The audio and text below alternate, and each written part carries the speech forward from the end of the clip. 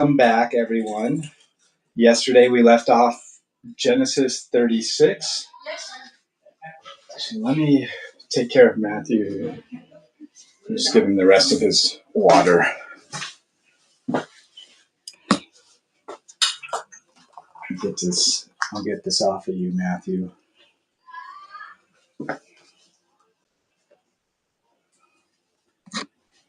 It's a little wet.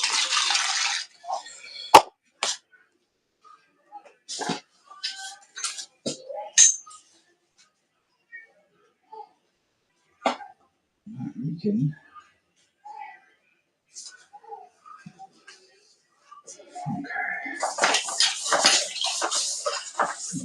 Okay.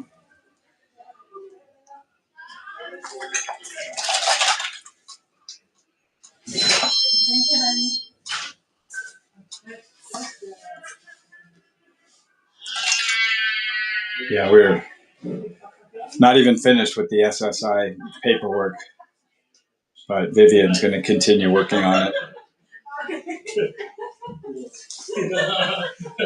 Oh my God. Knock, knock. Yes, hello. Binchigado outside. Oh, Binchigato. yeah. Lily knows. Because Jaime called me. Evan, Billy don't want to get inside. Mama. And he don't, Lily! Yes. And I went outside and I pet Billy. And Yeah. he's just so happy. Of course he is. He wants to come in, doesn't he? Yeah. But no, you cannot come in. You should see this. He loves this box. He was in that box for 3 hours yesterday. Yeah. Don't worry. I know. We'll try to get him. Cat love boxes. Yes. My cat, like bags, boxes, all. They sleep on that box. I'll show you some pictures later. Okay. All right. You're done, Matthew. Yeah, the LVN was just telling me that Billy's outside. She went outside and she was petting him, and he wants to come in, but we have a situation here, so I don't want to risk bringing him in and getting caught. Even though we have permission, somebody will complain. All right, Matthew.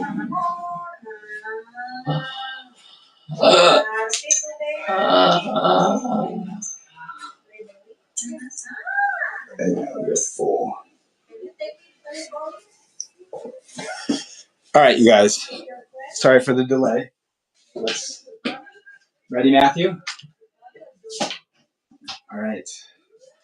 Genesis 36. And try to get in here. Hope you guys can hear me okay. All right.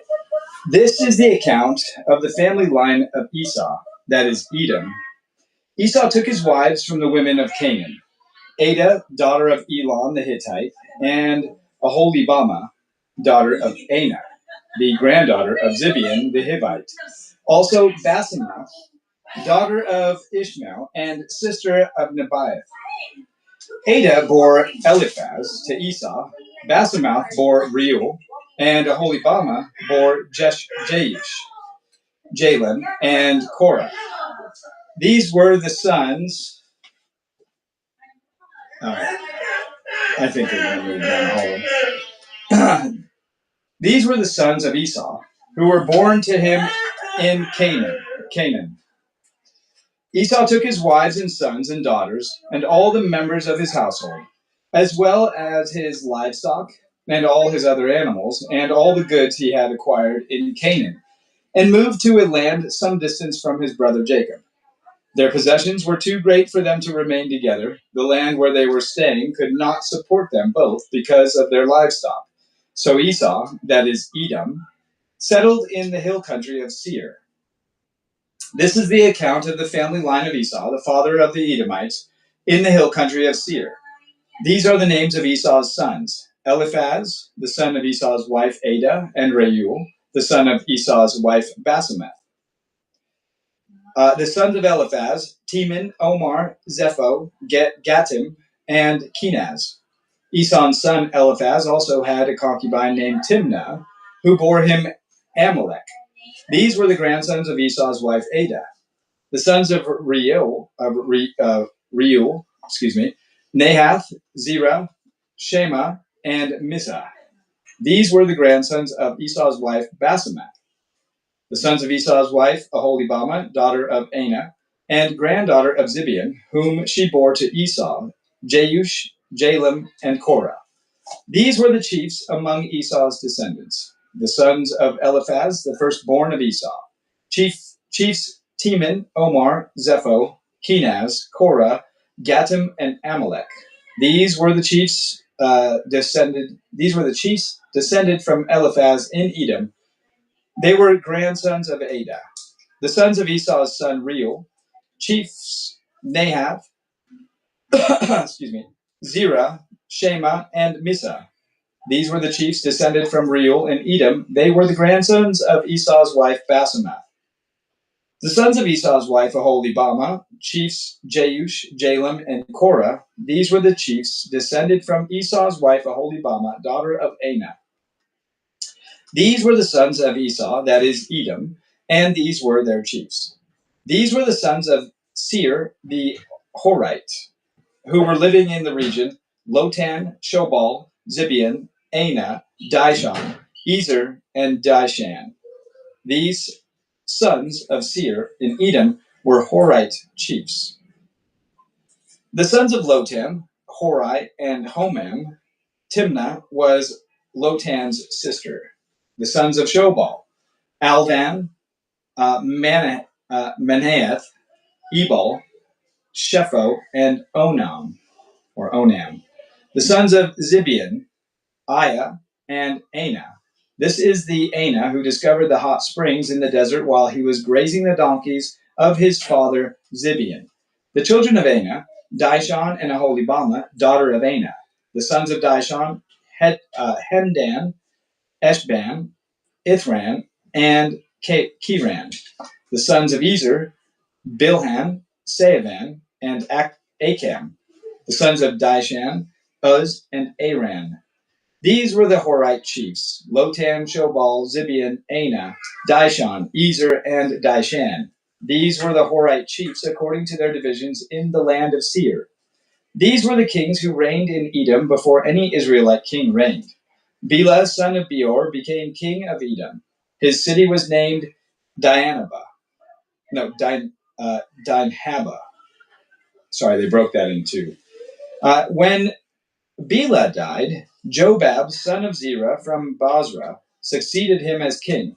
When Jobab died, Husham, from the land of the Temanites, succeeded him as king. When Husham died, Hadad, son of Bedad, who defeated Midian in the country of Moab, succeeded him as king. His city was named Avith. When Hadad died, Samlah from Masrekah succeeded him as king. When Samlah died, Shaul from Rehoboth on the river succeeded him as king.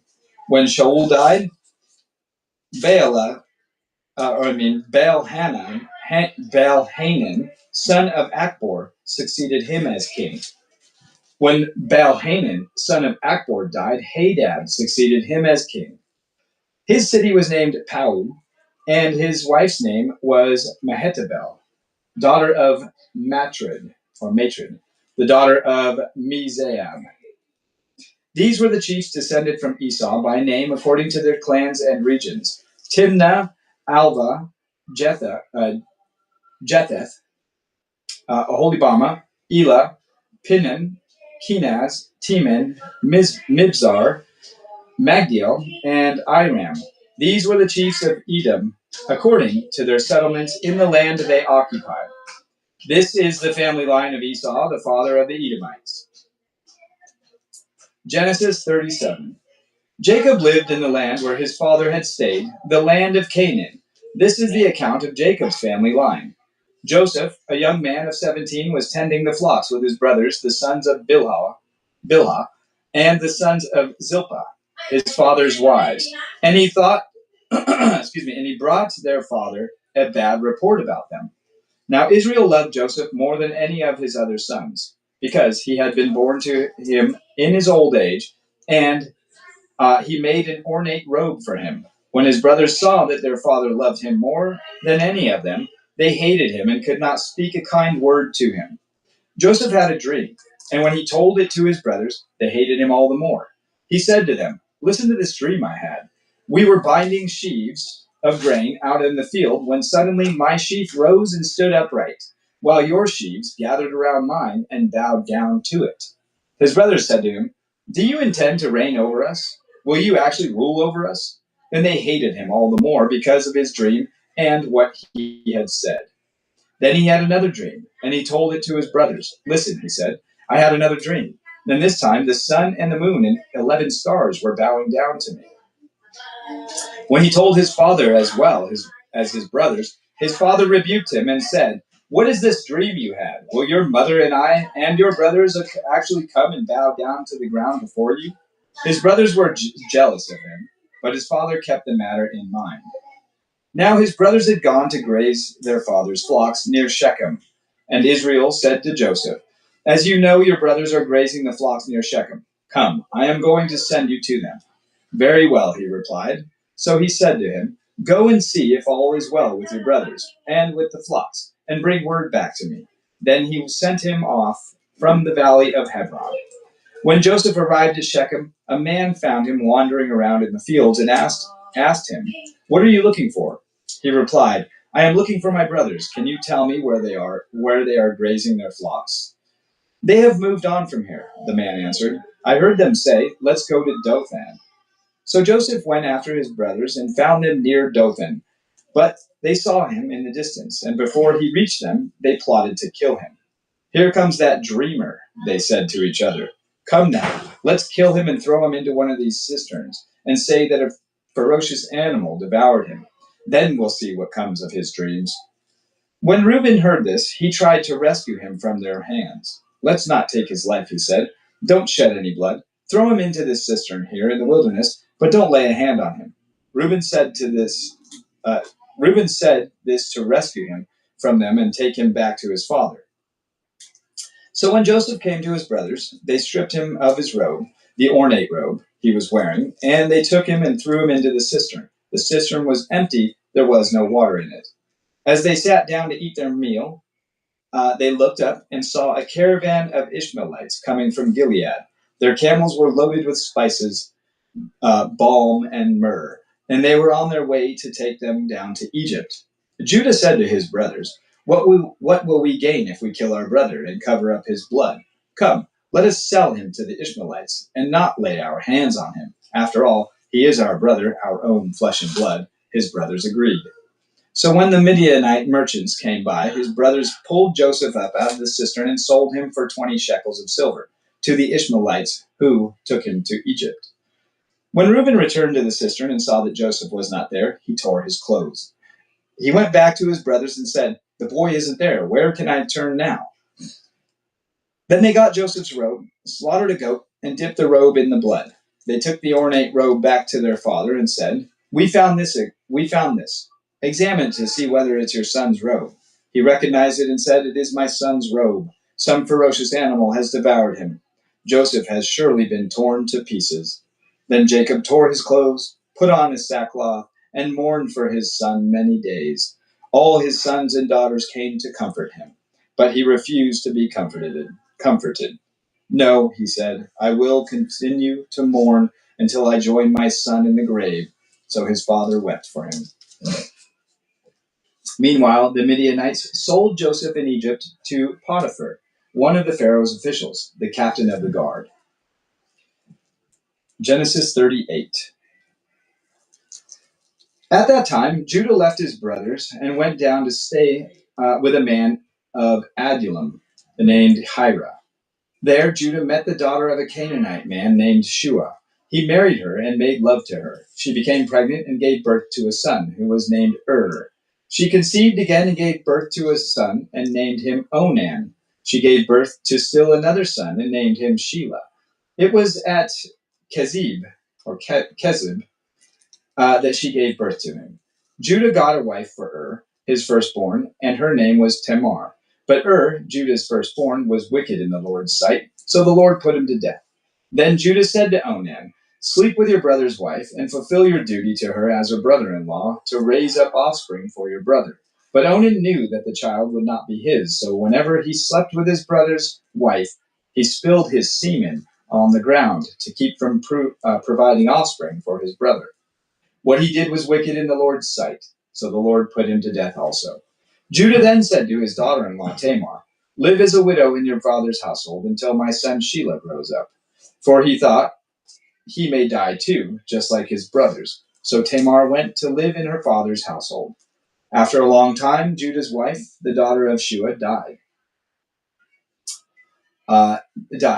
When Judah had recovered from his grief, he went up to Timnah, to the men who were shearing his sheep, and his friend Hira, the Adullamite, went with him. When Tamar was told, "Your father-in-law is on his way to Timnah to shear his sheep," she took off her widow's clothes, covered herself with a veil to disguise herself, and then sat down at the entrance to Enim, which is on the road to Timnah. For she saw that though Shelah had now grown up, she had not been given to him as his wife. When Judah saw her, he thought she was a prostitute, for she had covered her face. Not realizing that she was his daughter-in-law, he went over to her by the roadside and said, "Come now, let me sleep with you." "And what will you give me to sleep with you?" she asked.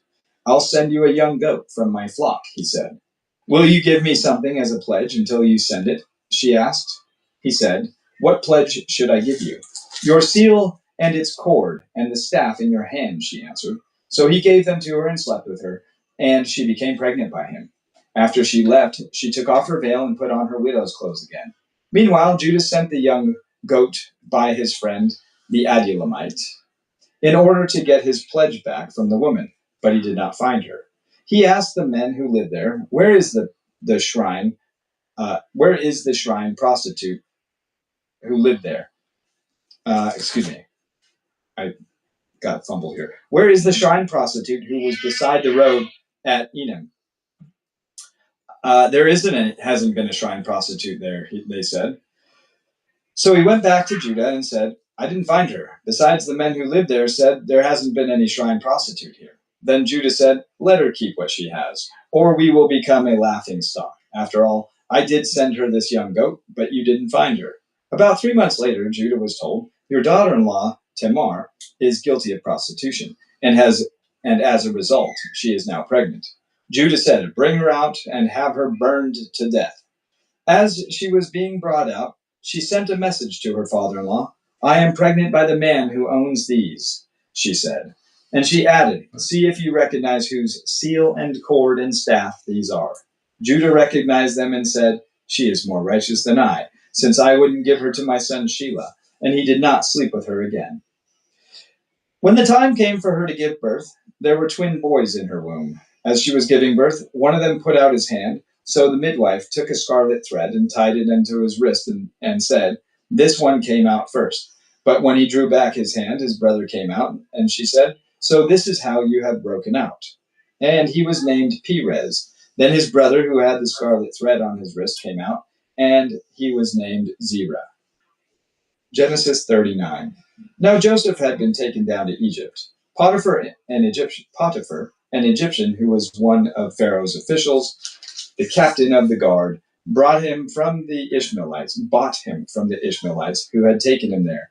The Lord was with Joseph, so that he prospered, and he lived in the house of his Egyptian master. When his master saw that the Lord was with him, and that the Lord gave him access to in everything he did, success, not access. The Lord gave him success in everything he did. Joseph found favor in his eyes and became his attendant. Potiphar put him in charge of his household, and he entrusted to his care everything he owned. From the time he put him in charge of his household and all that he had owned, the Lord blessed the household of the Egyptian because of Joseph. The blessing of the Lord was on everything Potiphar had, both in the house and in the field. So Potiphar left everything he had in Joseph's care, with Joseph in charge. He did not concern himself with anything except the food he ate. Now Joseph was well built and handsome, and after a while his master's wife took notice of Joseph and said, Come to bed with me. But he refused. With me in charge, he told her, my master does not concern himself with anything in the house. Everything he owns he has entrusted to my care. No one is greater in this house than I am. My master has withheld nothing from me except you, because you are his wife. How then could I do such a wicked thing and sin against God? And though she spoke to Joseph day after day, he refused to go to bed with her, or even be with her. One day he went into the house to attend to his duties, and none of the household servants were inside. She caught him by his cloak and said, come to bed with me. But he left his cloak in her hand and ran out of the house. When she saw that he had left his cloak in her hand and had run out of the house, she called her household servants. Look, she said to them, this Hebrew has been brought to us to make sport of us. He came in here to sleep with me, but I screamed. When he heard me scream for help, he left his cloak beside me and ran out of the house. She kept his cloak beside her until his master came. Then she told him this story. That Hebrew slave you brought to us came to me to make sport of me. But as soon as I screamed for help, he left his cloak beside me and ran out of the house. When his master heard the story, his wife told him, saying, this is how your slave treated me. He burned with anger. Joseph's master took him and put him in prison, the place where the king's prisoners were confined. But while Joseph was there in the prison, the Lord was with him. He showed him kindness and granted him favor in the eyes of the prison warden. So the warden put Joseph in charge of all those held in the prison, and was made responsible for all that was done there. The warden paid no attention to anything under Joseph's care, because the Lord was with Joseph and gave him success in whatever he did. Genesis 40. I like how attentive you are. Genesis 40. Sometime later, the cupbearer and the baker of the king of Egypt offended their master. The king of Egypt the cupbearer and the baker offended the king of Egypt. Pharaoh was angry with his two officials, the chief cupbearer and the chief baker, and put them in custody in the house of the captain of the guard, in the same prison where Joseph was confined. The captain of the guard assigned them to Joseph, and he attended them. After they had been in custody for some time, each of the two men, the cupbearer and the baker of the king of Egypt, who were being held in prison, had a dream the same night, and each dream had a meaning of its own. When Joseph came to them the next morning, he saw that they were dejected. So he asked Pharaoh's officials who were in custody with him in his master's house, "Why do you look so sad today?" "We both had dreams," they answered, "but there is no one to interpret them." Then Joseph said to them, "Do not interpretations belong to God? Tell me your dreams." So the chief cupbearer told Joseph his dream. He said to him, "In my dream I saw a vine in front of me, and on the vine were 3 branches. As soon as it budded, and it blossomed, and its clusters ripened into grapes. Pharaoh's cup was in my hand, and I took the grapes, squeezed them into the Pharaoh's cup, and put the cup in his hand." This is what it means," Joseph said to him. "The 3 branches are 3 days. Within 3 days, Pharaoh will lift up your head and restore you to your position, and you will put Pharaoh's cup in his hand, just as you used to do when you were his cupbearer. But when all goes well with you, remember me and show me kindness. Mention me to Pharaoh and get me out of this prison. I was forcibly carried off from the land of the Hebrews, and even here I have done nothing to deserve being put in a dungeon." When the chief baker saw that Joseph had given a favorable interpretation, he said to Joseph, "I too had a dream. On my head were 3 baskets of bread. In the top basket were all kinds of baked goods for Pharaoh, but the birds were eating them out of the basket on my head." "This is what it means," Joseph said. The 3 baskets are 3 days. Within 3 days, Pharaoh will lift off your head and impale your body on a pole, and the birds will eat away your flesh. Now the 3rd day was Pharaoh's birthday, and he gave a feast for all his officials. He lifted up the heads of the chief cupbearer and the chief baker in the presence of his officials. He restored the chief cupbearer to his position, so that he once again put the cup into Pharaoh's hand. But he impaled the chief baker, just as Joseph had said to them in his interpretation. The chief cupbearer, however, did not remember Joseph. He forgot him. Genesis 41. When 2 full years had passed, Pharaoh had a dream. He was standing by the Nile, when out of the river there came up 7 cows, sleek and fat, and they grazed among the reeds. After them 7 other cows, ugly and gaunt, came up out of the Nile and stood beside those on the river bank. And the cows that were ugly and gaunt ate up the 7 sleek, fat cows. Then Pharaoh woke up.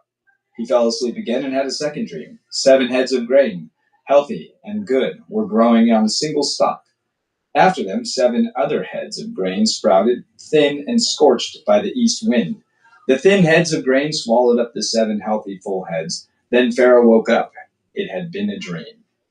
In the morning his mind was troubled, so he sent for all the magicians and wise men of Egypt. Pharaoh told them his dreams, but no one could interpret them for him. Then the chief cupbearer said to the Pharaoh, "Today I am reminded of my shortcomings. Pharaoh was once angry with his servants, and he imprisoned me and the chief baker in the house of the captain of the guard. Each of us had a dream the same night, and each dream had a meaning of its own. Now a young Hebrew was there with us, a servant of the captain of the guard. We told him our dreams, and he interpreted them for us, giving each man the interpretation of his dream, and things turned out exactly as he interpreted them for us. I was restored to my position, and the other man was impaled." So Pharaoh sent for Joseph, and he was quickly brought from the dungeon. When he had shaved and changed his clothes, he came before Pharaoh. Pharaoh said to Joseph, "I had a dream, and no one can interpret it, but I have heard it said of you that when you hear a dream, you can interpret it." "I cannot do it," Joseph replied to Pharaoh, "but God will give Pharaoh the answer he desires." Then Pharaoh said to Joseph, "In my dream I was standing at the bank of the Nile, when out of the river there came up 7 cows, fat and sleek, and they grazed among the reeds. After them 7 other cows came up, scrawny and very ugly and lean. I had never seen such ugly cows in all the land of Egypt. The lean, ugly cows ate up the 7 fat cows that came up first. But even after they ate them, no one could tell that they had done so. They looked just as ugly as before. Then I woke up. In my dream I saw 7 heads of grain, full and good, growing on a single stalk. After them 7 other heads sprouted, withered and thin, and scorched by the east wind. The thin heads of grain swallowed up the 7 good heads. I told this to the magicians, but none of them could explain it to me. Then Joseph said to Pharaoh, "The dreams of Pharaoh are one and the same. God has revealed to Pharaoh what he is about to do. The 7 good cows are 7 years, and the 7 good heads of grain are 7 years. It is one and the same dream. The 7 lean, ugly cows that came up afterward are 7 years, and so are the 7 worthless heads of grain scorched by the east wind. They are 7 years of famine. It is just as I said to Pharaoh. God has shown Pharaoh what he is about to do. 7 years of great abundance are coming throughout the land of Egypt, but 7 years of famine will follow them. Then all the abundance in Egypt will be forgotten, and the famine will ravage the land. The abundance in the land will not be remembered, because the famine that follows it will be so severe. The reason the dream was given to Pharaoh in 2 forms is that the matter has been firmly decided by God, and God will do it soon. And now let Pharaoh look for a discerning and wise man and put him in charge of the land of Egypt. Let Pharaoh appoint commissioners over the land to take a fifth of the harvest of Egypt during the 7 years of abundance. They should collect all the food of these good years that are coming and store up the grain under the authority of Pharaoh, to be kept in the cities for food. This food should be held in reserve for the country, to be used during the 7 years of famine that will come upon Egypt, so that the country may not be ruined by the famine." The plan seemed good to Pharaoh and to all his officials. So Pharaoh asked them, "Can we find anyone like this man, one in whom this is the Spirit of God?" Then Pharaoh said to Joseph, "Since God has made all this known to you, there is no one so discerning and wise as you. You shall be in charge of my palace, and all my people are to submit to you to your orders. Only with respect to the throne will I be greater than you." So Pharaoh said to Joseph, "I hereby put you in charge of the whole land of Egypt." Then Pharaoh took his signet ring from his finger and put it on Joseph's finger. He dressed him in robes of fine linen and put a gold chain around his neck. He had made, he had him ride in a chariot as his second in command, and people shouted before him, "Make way!" Thus he put him in charge of the whole land of Egypt. By the way, if you guys haven't seen, there's a movie on YouTube. There's no commercials. It's called Joseph. They do a really good job at this story. So check it out if you have time. It's like 3 hours long. Then Pharaoh said to Joseph, "I am Pharaoh, but without your word, no one will lift hand or foot in all Egypt." Pharaoh gave Joseph the name. They split it, and I know I should know it. Zephanathah.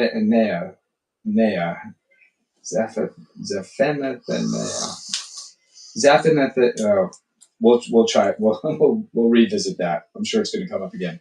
And gave him Asenath, daughter of Potiphera, priest of On, to be his wife. And Joseph went throughout the land of Egypt. Joseph was 30 years old when he entered the service of the Pharaoh, king of Egypt. And Joseph went out from Pharaoh's presence and traveled throughout Egypt. During the 7 years of abundance, the land produced plentifully. Joseph collected all the food produced in those 7 years of abundance in Egypt and stored it in the cities. In each city, he put the food grown in the fields surrounding it. Joseph stored up huge quantities of grain, like the sand of the sea. It was so much that he stopped keeping records because it was beyond measure. Before the years of famine came, 2 sons were born to Joseph by Asenath, daughter of Potiphera, priest of On. Joseph named his firstborn Manasseh, and said, "It is because God has made me forget all my trouble and all my father's household." The second son he named Ephraim. Wow, Brianna's going off. He named Ephraim and said, "It is because God has made me fruitful in the land of my suffering." The 7 years of abundance in Egypt came to an end, and the 7 years of famine began, just as Joseph had said. There was famine in all the other lands, but in the whole land of Egypt there was food. When all Egypt began to feel the famine, the people cried to Pharaoh for food. Then Pharaoh told all the Egyptians, "Go to Joseph and do what he tells you." When the famine had spread over the whole country, Joseph opened up all the storehouses and sold grain to the Egyptians, for the famine was severe throughout Egypt. And all the world came to Egypt to buy grain from Joseph, because the famine was severe everywhere. Genesis 42. When Jacob learned that there was grain in Egypt, he said to his sons, "Why do you just keep looking at each other?" He continued, "I have heard that there is grain in Egypt. Go down there and buy some for us, so that we may live and not die." Live and not die, right, Matthew? Then 10 of Joseph's brothers went down to buy grain from Egypt. But Jacob did not send Benjamin, Joseph's brother, with the others, because he was afraid that harm might come to him. So Israel's sons were among those who went to buy grain. For there was famine in the land of Canaan also. Now Joseph was the governor of the land, the person who sold grain to all its people. So when Joseph's brothers arrived, they bowed down to him with their faces to the ground. As soon as Joseph saw his brothers, he recognized them. But he pretended to be a stranger and spoke harshly to them. "Where do you come from?" he asked. "From the land of Canaan," they replied, "to buy food." Although Joseph recognized his brothers, they did not recognize him. Then he remembered his dreams about them and said to them, "You are spies. You have come to see where our land is. Unprotected." "No, my lord," they answered. "Your servants have come to buy food. We are all the sons of one man. Your servants are honest men, not spies." "No," he said to them. "You have come to see where our land is unprotected." But they replied, "Your servants were 12 brothers, the sons of one man, who lives in the land of Canaan. The youngest is now with our father, and one is no more." Joseph said to them, It is just as I told you. You are spies, and this is how you will be tested. As surely as Pharaoh lives, you will not leave this place unless your youngest brother comes here. Send one of your number to get your brother. The rest of you will be kept in prison, so that your words may be tested to see if you are telling the truth. If you are not, then as surely as Pharaoh lives, you are spies. And he put them all in custody for 3 days. On the third day, Joseph said to them, Do this, and you will live, for I fear God. If you are honest men, let one of your brothers stay here in prison, while the rest of you go and take grain back for your starving households. But you must bring your youngest brother to me, so that your words may be verified, and that you may not die. This they proceeded to do. They said to one another, Surely we are being punished because of our brother. We saw how distressed he was when he pleaded with us for his life, but we would not listen. That's why this distress has come on us. Reuben replied, Didn't I tell you not to sin against the boy? But you wouldn't listen. Now we must give an accounting for his blood. They did not realize that Joseph could understand them, since he was using an interpreter. He turned away from them and began to weep, but then came back and spoke to them again. He had Simeon taken from them and bound before their eyes. Joseph gave orders to fill their bags with grain, to put each man's silver back in his sack, and to give them provisions for their journey. After this was done for them, they loaded their grain on their donkeys and left. At the place where they stopped for the night, one of them opened his sack to get feed for his donkey, and he saw his silver in the mouth of his sack. My silver has been returned, he said to his brothers. Here it is in my sack. And their hearts sank, and they turned to each other, trembling, and said, What is this that God has done to us? When they came to their father Jacob in the land of Canaan, they told him all that had happened to them. They said, The man who is Lord over the land spoke harshly to us and treated us as though we were spying on the land. But we said to him, We are honest men. We are not spies. We were 12 brothers, sons of one father. One is no more, and the youngest is now with our father in Canaan. Then the man who is Lord over the land said to us, This is how I will know whether you are honest men. Leave one of your brothers here with me, and take food for your starving household, and go. But bring your youngest brother back to me, so I will know that you are not spies, but honest men. Then I will give your brother back to you, and you can trade in the land. As they were emptying their sacks, there in each man's sack was his pouch of silver. When they and their father saw the money pouches, they were frightened. Their father Jacob said to them, You have deprived me of my children. Joseph is no more, and Simeon is no more. And now you want to take Benjamin? Everything is against me. Then Reuben said to his father, You may put both of my sons to death if I do not bring him back to you. Entrust him to my care, and I will bring him back. But Jacob said, My son will not go down there with you. His brother is dead, and he is the only one left. If harm comes to him on the journey you are taking, you will bring my gray head down to the grave in sorrow. Genesis 43. We're doing out of time. Now the famine was still severe in the land. So when they had eaten all the grain they had brought from Egypt, their father said to them, Go back and buy us a little more food. But Judah said to him, The man warned us solemnly, You will not see my face again unless your brother is with you. If you will send our brother along with us, we will go down and buy food for you. But if you will not send him, we will not go down, because the man said to us, You will not see my face again unless your brother is with you. Israel asked, Why did you bring this trouble on me by telling the man you had another brother? They replied, The man questioned us closely about ourselves and our family. Is your father still living? He asked us. Do you have another brother? We simply answered his questions. How were we to know? He would say, Bring your brother down here. I'll take these off of you in 20 minutes now. So then Judah said to Israel, his father, Send the boy along with me, and we will go at once, so that we and you and our children may live and not die. I myself will guarantee his safety. You can hold me personally responsible for him. If I do not bring him back, to you and set him here before you, I will bear the blame before you all my life. Blame before you all my life. As it is, if we had not delayed, we could have gone and returned twice.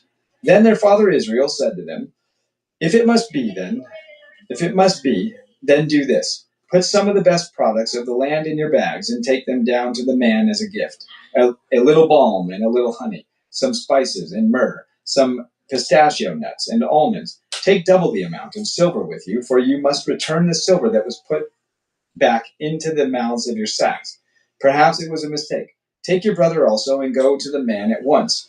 And may God Almighty grant you mercy before the man, so that he will let your other brother and Benjamin come back with you.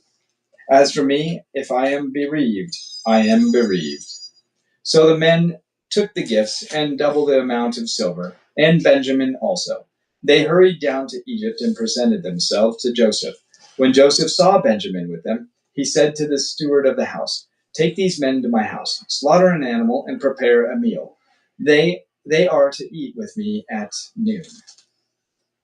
The man did as Joseph told him and took the men to Joseph's house. Now the men were frightened when they were taken to his house. They thought, We were brought here because of the silver that was put back into our sacks the first time.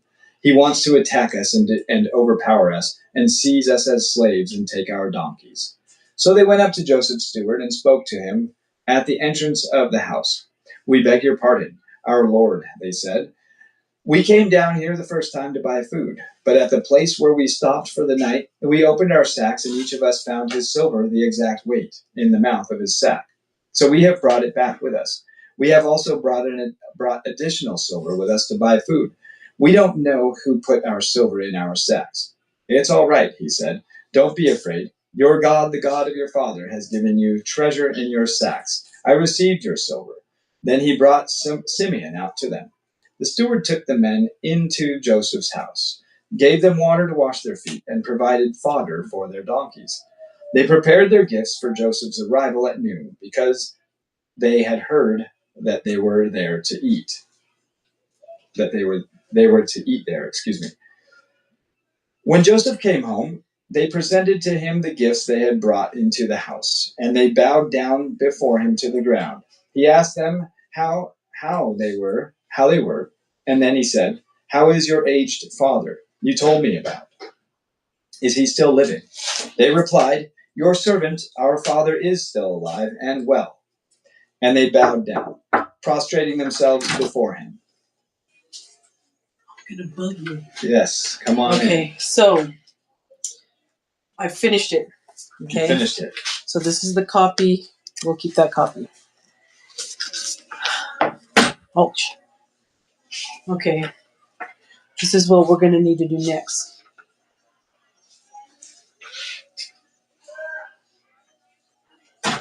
Here's the stuff.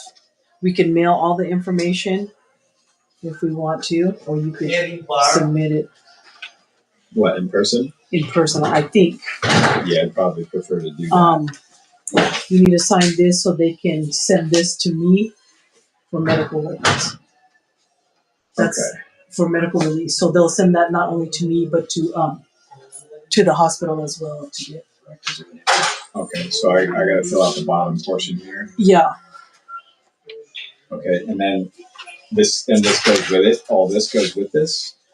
It just tells you direction of what we need to submit if we're gonna send it through the mail. Okay, but since I'm not sending it through the mail, I don't really need to worry about these. No, but you want to gather the stuff because it's a list of stuff. So you might want to gather the stuff so we can have that together, even if you're going in person. Okay, let's see. So what do I need to gather here? Okay, So I think it's the medical release. Let's see. These are proof that we already submitted. Okay, so how do I provide a medical release and the copies of his medical records? Is that this? Oh, this is just our proof that we submitted through online. So it's been submitted. Yes, but the rest they want. Copies of medical records? No, you don't got to worry about that because I'll send it once they send me It's like the release form. thousands. So you just need to sign that release form. So I just need to sign this. And what will happen is they'll review his all the paperwork. Once they get that release form, they'll send that to every place where his medical stuff is, Okay. and they'll request his medical records, and then we'll send it to them. They will request his medical Yes. records. Yeah, but you have to turn that into Social Security. This I can do. Yes. Tomorrow. So because they need After that. this dentist. Yeah, they need that paper to go with the request for the medical records to Loma Linda. Okay. To so before they can do anything, this has to get done. Mm-hmm. And I can take this tomorrow. Yep. And then I don't have to do anything. Nope. Until we start receiving stuff. Yeah, you'll start receiving stuff. They might want you to take Matthew to a place over here to be evaluated by the psychologist. And then it's 1, 2, 3. I took David. Yeah. We did 1, 2, 3, and they're all we're just gonna send the paperwork. Okay. Yeah. Yeah, I'm sure. Yeah. He applies. Yeah, he does. Yeah. Unfortunately, but keep those as your record. The one on the top says that it was submitted. That's just our receipt that we submitted it. But the ones underneath is what we said on the application. Okay. All the stuff. All the stuff that. Yep. Okay. It's all there. Awesome. Yeah. Thank you very much. Welcome. Yes. Can wait. Don't lose them. On me. Those are the original. I'll try not to. My filing system is deplorable. Are you staying for a little while still? No, I'm gonna get ready to go. Well, give me a hug. Yeah. Thank you. I'm tired. I know, and you're not coming back tomorrow. No. Thank you. I might come back tomorrow. I want to drop off some balloons because all the birthday. It's been so busy that I didn't pick up any balloons for any of the birthday fellows. I know so that's. I know you like to do that. We're just gonna celebrate all together, everybody, all in February. That's what they do over there. Yeah, because there was a lot of them. Yeah. This was my most. Yeah, no, over there, the activities room or whatever. I remember Matthew's. That's why I know some of the kids that have the same birthday month. Yeah. So I'm gonna I'm gonna put their own individual bouquet of. Of course you are, and you should, and that's very nice of you. Yeah. Because they don't have anybody. So especially Jaden. I know exactly. How can you not? I mean, even a phone call would have been something. Card. Or a card in the mail. Anything. Or even just say, is he okay? Yeah. Don't tell him anything. I don't want to get his hopes up, but I know you do. and if you find that blanket, I'll put it on River's ceiling. Okay. Yeah. I wonder if they threw it in the laundry. Yeah, it probably wasn't even soiled. I know. Now it's into the dryer. Anyway, all right. I'm in the middle of this. Okay. Thank you so much. Welcome. Okay. Mommy. All right. Sorry, guys. Hi. Let's continue on. Where were we?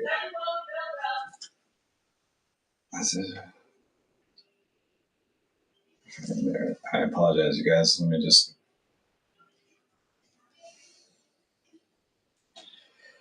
Okay. This is where we were. I'm going back just maybe a paragraph or so.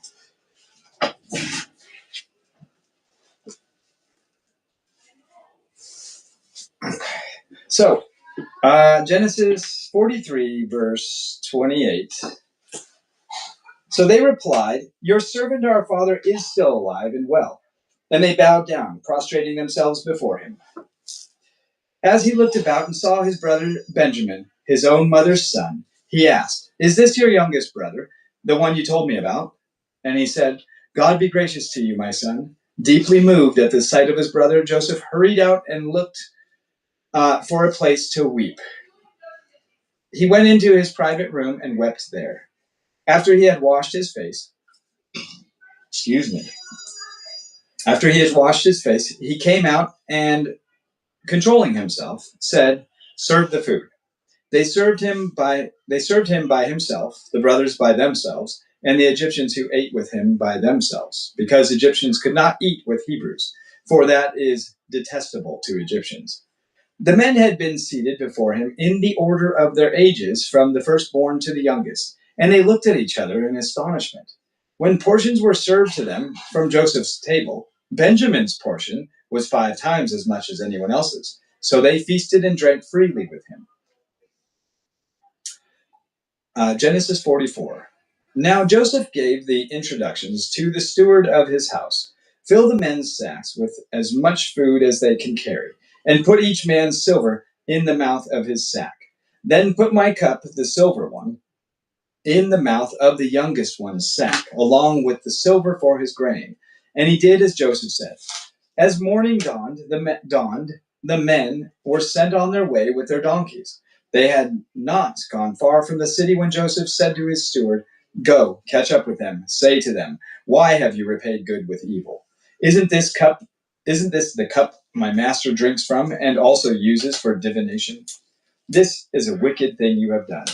When he caught up with them, he repeated these words to them. But they said to him, "Why does my lord say such things? Far be it from your servants to do anything like that.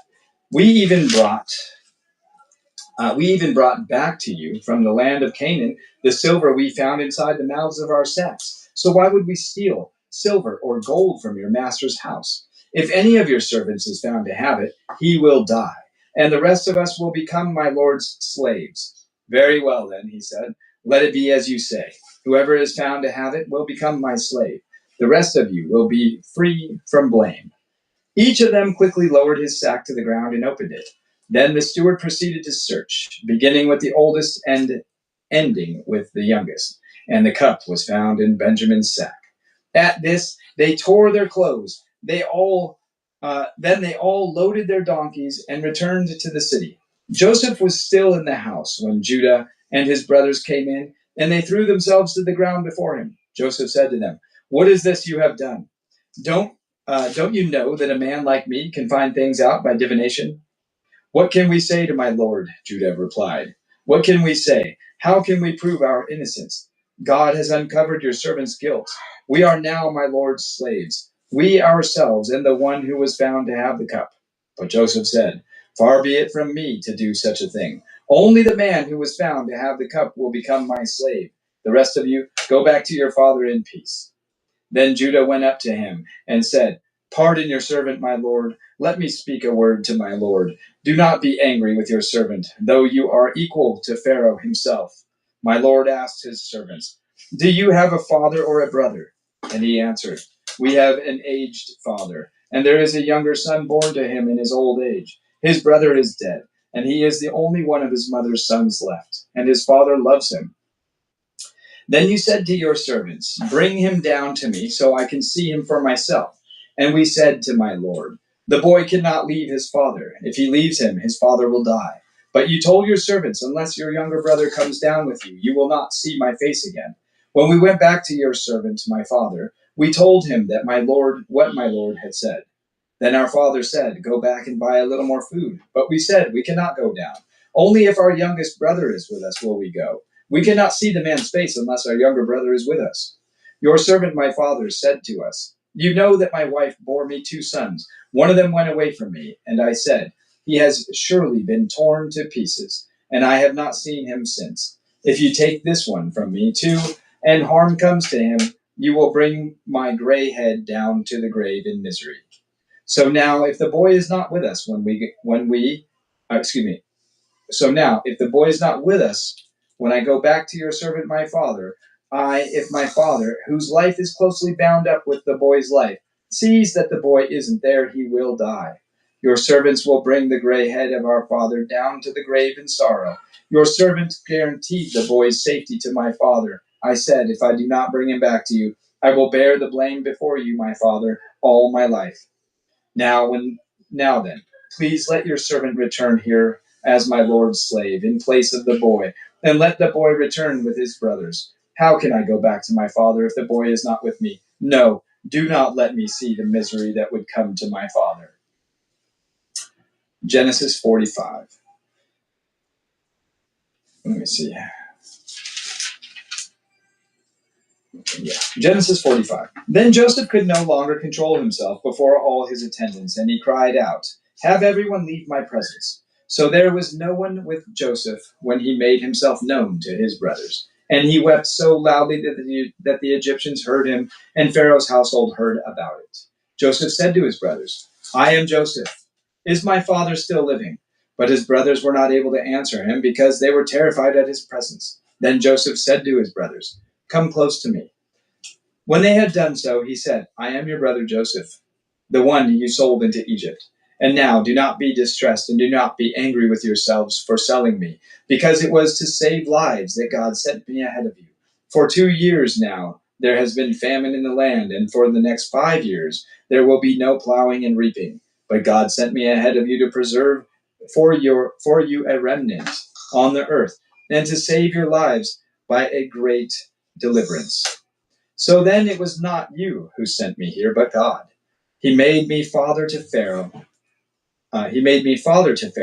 Lord of his entire household, and ruler of all Egypt. Now hurry back to my father and say to him, 'This is what your son Joseph says. God has made me Lord of all Egypt. Come down to me. Don't delay.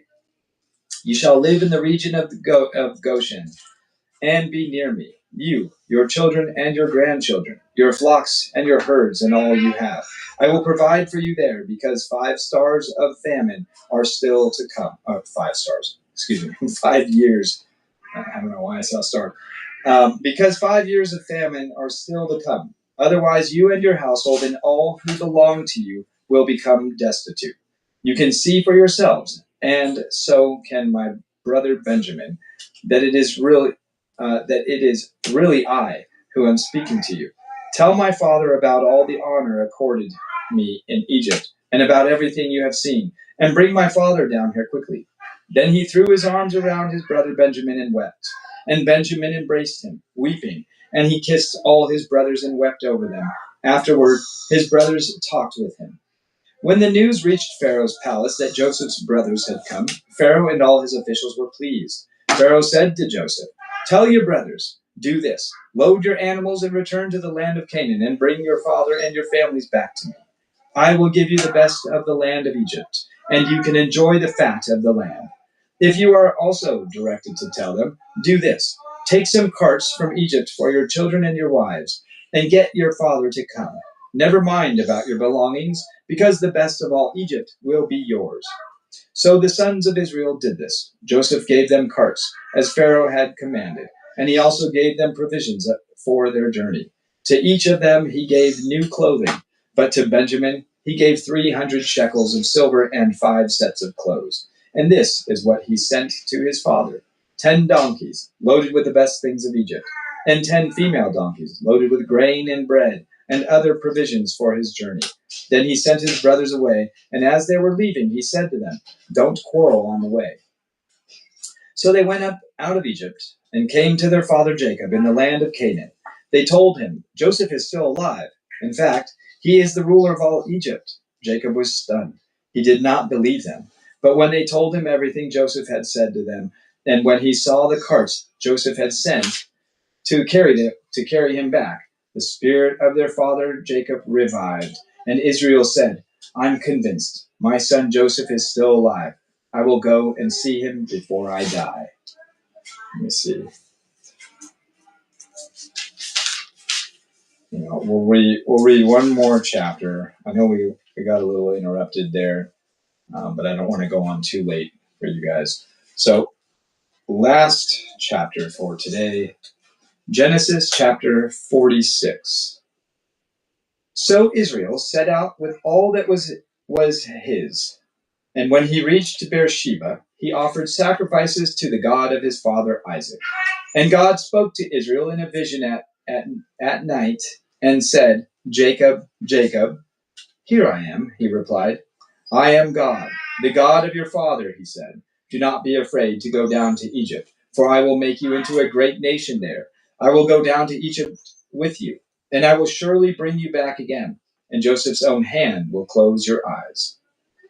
Then Jacob left Beersheba, and Israel's sons took their father Jacob and their children and their wives in the carts. that Pharaoh had sent to transport him. So Jacob and all his offspring went to Egypt, taking with them their livestock and the possessions they had acquired in Canaan. Jacob brought with him to Egypt his sons and grandsons and his daughters and granddaughters, all his offspring. These are the names of the sons of Israel, Jacob and his descendants, that is, who went to Egypt. Reuben, the firstborn of Jacob. The sons of Reuben, Hanok, Palu, Hezron, and Carmi. The sons of Simeon, Jemuel, Jamin, Ohad, Jachin, Zohar, and Shaul, the son of a Canaanite woman. The sons of Levi, Gershon, Kohath, and Merari. The sons of Judah, Onan, Shelah, Perez, and Zerah. But and Onan had died in the land of Canaan. The sons of Perez, Hezron, and Hamuel. The sons of Issachar, Tola, Puah, Jashub, and Shimron. The sons of Zebulun, Sered, Elon, and Jaleel. These were the sons of Leah, bore to Jacob in Paddan Aram, besides his daughter Dinah, though these sons and daughters of his were 33 in all. The sons of Gad, Zephon, Haggai, Shunai, Esbon, Eri, Erodi, and Areli. The sons of Asher, Imnah, Ishvi, and Berai. Their sister was Sarah, or Serah. The sons of Berai, Heber, and Malchiel. These were the children born to Jacob by Zilpah, whom Laban had given to his daughter Leah, 16 in all. The sons of Jacob's wife Rachel, Joseph and Benjamin in Egypt, Manasseh and Ephraim, were born to Joseph by Asenath, daughter of Potipharah, priest of On. The sons of Benjamin, Bela, Becher, Ashbel, Gera, Naaman, Ehi, Rosh, Miplim, Hupim, and Ard. By the way, I don't know if you guys can hear her in the background, but she's laughing. Okay, just so no one worries. The sons of Dan, Hushim. The sons of Naphtali, Jeziel, Gunai, Jezer, and Shilem. Excuse me. These were the sons born to Jacob by Bilhah, whom Laban had given to his daughter Rachel, 7 in all. All those who went to Egypt with Jacob, those who were his direct descendants, not counting his sons' wives, numbered 66 persons, with the 2 sons who had been born to Joseph in Egypt. The members of Jacob's family, which went to Egypt, were 70 in all. Now Jacob sent Judah ahead of him to Joseph to get directions to Goshen. When they arrived in the region of Goshen, Joseph had his chariot made ready and went to Goshen to meet his father Israel. As soon as Joseph appeared before him, he threw his arms around his father and wept for a long time. Israel said to Joseph, "Now I am ready to die, since I have seen for myself that you are still alive." Then Joseph said to his brothers and to his father's household, "I will go up and speak to Pharaoh and will say to him, 'My brothers and my father's household, who were living in the land of Canaan, have come to me. The men are shepherds. They tend livestock, and they have brought along their flocks and herds and everything they own. When Pharaoh calls you in and asks, 'What is your occupation?' you should answer, 'Your servants have tended livestock from our boyhood on, just as our fathers did.' Then you will be allowed to settle in the region of Goshen, for all shepherds are detestable to the Egyptians." All right. Yeah. All right, we'll stop there for today. Okay, Matthew, since I told you 20 minutes and I'd take those things off your hands and you are not liking them. Tomorrow we'll resume Genesis 47. So thank you so much, YouTube and Rumble, for joining us. Lord willing, we'll see you tomorrow. God bless you all in Jesus' mighty name, and we love you.